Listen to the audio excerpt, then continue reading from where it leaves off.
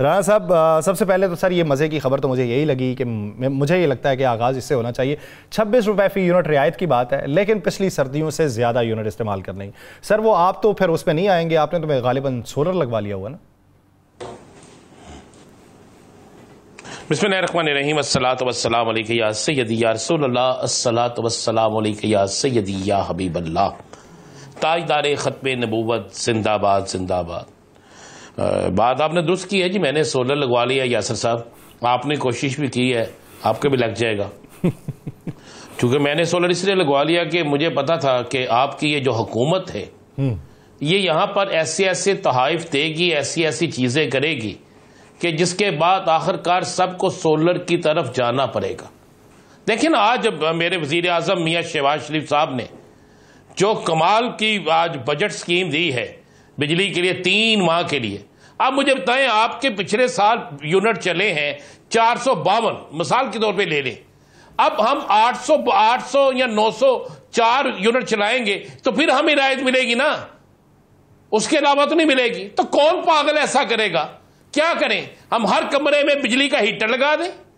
क्या करें? हम लोगों को कहें आए भाई घर के हमारे बाहर बैठ जाए, हम आपको बिजली के हीटर लगा के देते हैं, बिजली सेके, क्योंकि हमारे यूनिट ज्यादा होंगे तो हुकूमत पाकिस्तान हमें राय देगी। यही है ना। ये तो इन्होंने यही काम किया है कि आप जनाब 25 रुपए का शवारमा मिसाल के तौर पे उसे 70 रुपए का कर दिया है और कहे जनाब आप एक शवारमे के साथ आपको एक शवारमा अजाफी मिलेगा, यानी 50 के जो 2 बनते थे वो 70 में 2 मिलेंगे।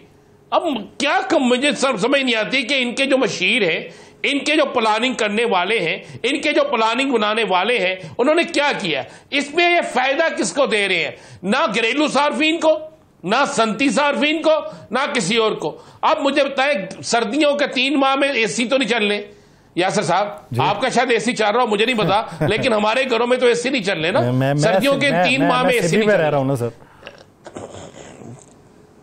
नहीं, आपका पता कोई नहीं ना, आपके अंदर जो है ना वो जलाल बहुत होता है ना।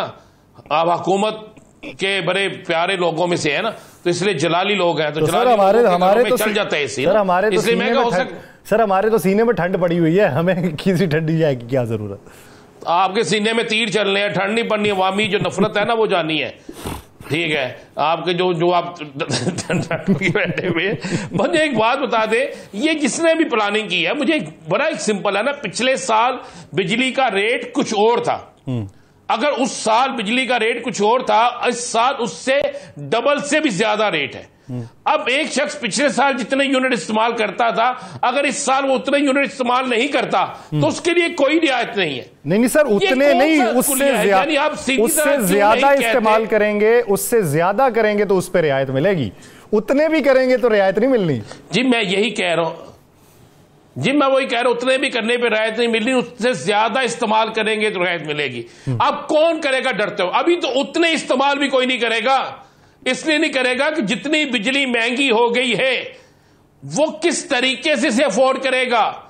जितनी बिजली महंगी हो गई है, किस तरीके से वो चाहेगा कि जनाब मैं 400 यूनिट इस्तेमाल कर लूं। और उसके साथ उन्होंने जो चीज लिखी है वो क्या लिखी है, वो भी फिक्रा आपने अभी तक नहीं इस पे पढ़ के सुनाया। वो ये है कि जनाब जो अजाफी यूनिट होंगे उस पर बिल उतना नहीं आएगा, लेकिन अजाफी यूनिट का खर्चा जरूर पड़ेगा। अजाफी यूनिट पे 26 रुपए या 22 पे या 21 रुपए जो भी खर्चा बढ़ेगा, खर्चा जरूर बढ़ेगा। ये नहीं है कि आप उससे ज्यादा यूनिट चलाते हैं तो आपको माफ कर दिया जाएगा। ये करते ना कि जनाब अपने जितने पिछले साल यूनिट चलाए थे, अब अगर उससे ज्यादा चलाते हैं तो उससे ज्यादा यूनिट पे आपको 1 रुपया भी बिजली का देना नहीं पड़ेगा। और ये लॉलीपॉप कितना है? 3 माह का। जब उन्हें पता है कि 3 माह में एसी नहीं चलना, जब उन्हें पता है कि 3 माह में पंखे नहीं चलने, जब उन्हें पता है कि जिस घर में 4-4 फ्रिजें थी वो इस 3 माह में 1 या 2 फ्रिज चलेंगी, जब उन्हें पता है कि जिन घरों में इन 3 माह में रोजाना मोटर चलती थी, ज्यादा इस्तेमाल होती थी, अब वो कम हो इस्तेमाल होगी। ये सारी चीजें इन्हें पता है। असल में ये करना क्या चाहते हैं? इन्होंने जो बिजली की कीमत, जिस कीमत में बिजली ले रहे हैं, जो अपनों को नवाज रहे हैं, जितने बिजली बनाने वालों को नवाजा जाएगा जो पीछे रह गए हैं, क्योंकि उनके साथ तो इनका मुआहिदा है कि बिजली इस्तेमाल कम हो या ज्यादा हो, आपसे आपको अपने पैसे देने ही देने हैं। तो अब जो पीछे रह गए हैं, कुछ खत्म हो गए हैं, जो रह गए हैं, अब उनके पैसे पूरे करने के लिए एक लालच दे रहे हैं और अवाम को यह बताया जा रहा है कि जनाब हम आपके लिए बहुत बड़ा पैकेज लेके आए, ये पैकेज भी रखे ना ताहयात रखे, ये कम से कम 3 साल के लिए।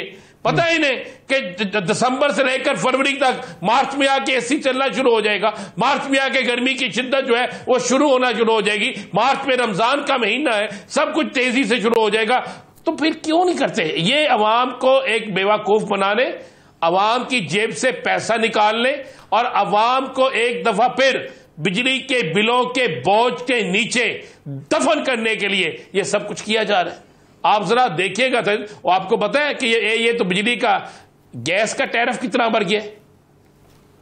गैस पर तो ये आपको गैस बम आने वाले हैं, ऐसा गैस बम जिसके बाद चीखें निकलेंगी। एक गैस आती नहीं, और अगर आती है तो उससे भी डरते हुए इस्तेमाल करते हैं कि यार क्या हो जाए। एलपीजी की कीमत रोजाना पता चलता है जनाब वो भी बढ़ गई है। सिलेंडर आप इस्तेमाल नहीं कर सकते, आप में इतनी हिम्मत नहीं है, इतनी शक्कत नहीं है अवाम में। और जो बिजली जो गैस जिनके घरों में आती है उसके लिए भी अब टाइम टेबल बन गया हुआ है, इतने बजे से लेकर इतने बजे तक गैस आएगी, और वो भी गैस जो है कतरा कतरा गैस आएगी, उसी तरह आएगी जिस तरह हुकूमत हमें कतरा कतरा रिलीफ देती है, उस तरह कतरा कतरा गैस आएगी, हल्की हल्की गैस आएगी, और 1 घंटे में 3 रोटियां पकेंगी। तो ये सारा कुछ होगा। लेकिन यासर साहब आपको इसकी क्या फिक्र, हुक्मरानों को क्या फिक्र? आप लोगों के नाश्ते बाइट से आते हैं, हुक्मरानों के नाश्ते बाइट से आते हैं। मेरे कहां से आते हैं? देखें सर, क्यों मुहावरतन मुझे भी बीच में रगड़ देते हैं सर। मेरे कहां से आते हैं नाश्ते? सर घर से करके आता हूं, घर ही जाके खाता हूं। नहीं, आप घर जाते होते तो और बात होती। चले ये तुम्हें हुक्मरान ने, चले हुक्मरानों का लगा ले, मेरा कोई बोरिया बिस्तर बाहर है सर।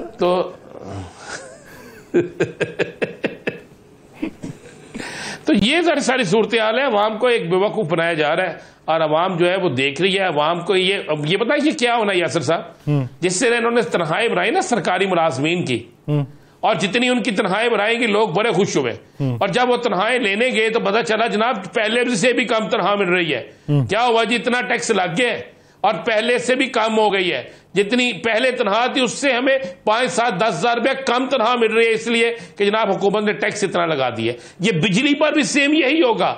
आप जरा देखते तो जाइए, ये पहला महीना दिसंबर से शुरू होगा, तो 1 जनवरी या 3 जनवरी या 4 जनवरी या 5 जनवरी को जब बिल आएगा तो लोग चीखे मारेंगे, लोग फिर सरापा एहतजाज होंगे कि सर्दियों में भी सुकून नहीं, गैस का बिल भी अदा नहीं कर सकते, बिजली का बिल अदा नहीं कर सकते। तो किस तरफ जाएगी लोग? ये मुआशरे के अंदर तो अब सिर्फ एक ही चीज रह गई है। मैंने जिस तरह कल आपसे कहा था कि क्या दूध की नहरें बहना शुरू हो गई हैं, क्या शहद की नहरें बहना शुरू हो गई हैं? ये आलम तो ये है कि आज इन्होंने कह दिया जनाब के आप तमाम तफरी गाहें बंद, 8 बजे के बाद हाईकोर्ट का फैसला आ गया, मार्केटें बंद, उसके बाद आ गया जनाब तमाम पार्क बंद, हर चीज बंद कर दी गई है। अब मुझे लगता है जो मार्केट 8 बजे बंद होगी और वहां पर सारा दिन तो स्मोक है, लोग डरते हुए रात को चले निकलेंगे कुछ देर के लिए मार्केट की तरफ, फिर भी नहीं होगा, मार्केटें बंद होंगी, पैसे कहां से कमाएंगे? उस मार्केट में रेडी लगाने वाला बच्चों के लिए रोजगार कहां से लेके जाएगा? उस मार्केट में दुकानों में काम करने वालों को क्या तनख्वाहें मिल सकेंगी? क्या दूसरी चीजें हो सकेंगी? पार्क बंद हो गए, पार्कों में जाने वाले कहां जाएंगे? स्कूल बंद हो गए, ट्यूशनें बंद हो गई, फीसें सबने ले ली, स्कूलों की फीसें ले ली, स्कूल बंद कर दिए, ऑनलाइन आप पढ़ें जी, ऑनलाइन आप करें सारा कुछ, ये सारा कुछ वैसे करें। फिर ऑनलाइन की फीस तो और होती है ना, ऑनलाइन की फीस वो तो नहीं होती। आपने सब कुछ खत्म कर दिया तो हम बिल कहां से देंगे? हम गुजारा कैसे करेंगे? कोई एक चीज मुझे बता दें, दूध की नहरें बह रही हैं। हमारी वजीर आला साहिबा जो है वो जिनेवा में मौजूद है, हमारे जो दिलों के वजीर आजम है वो भी जिनेवा में मौजूद है, हमारे दीनी जो लीडर हैं वो भी लंदन में मौजूद है, हमारे अवामी लीडर जो है वो दुबई के अंदर मौजूद है, हमारे बाकी जो लीडर हैं वो जाने की तैयारी कर रहे हैं। ये तो आलम है इस मुल्क में।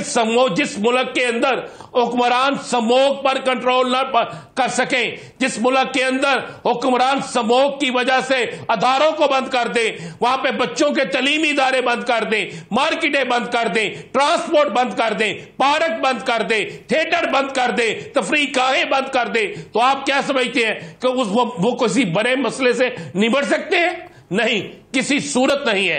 क्या ये मसनूई बारिश नहीं हो सकती थी?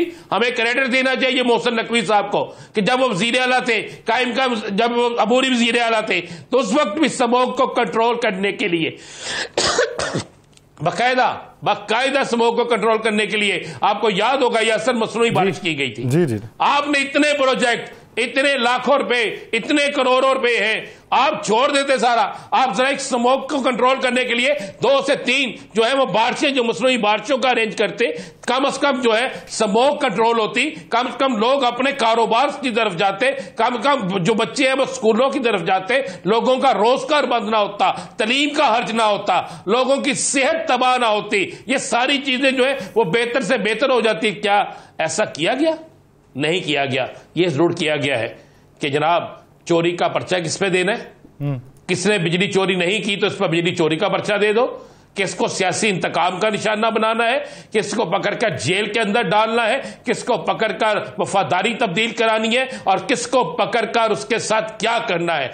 इन चीजों पे हम सब ठीक है, बाकी किसी चीज पे कोई नहीं है। अच्छा, क्या कोई सियासी लीडर बोला?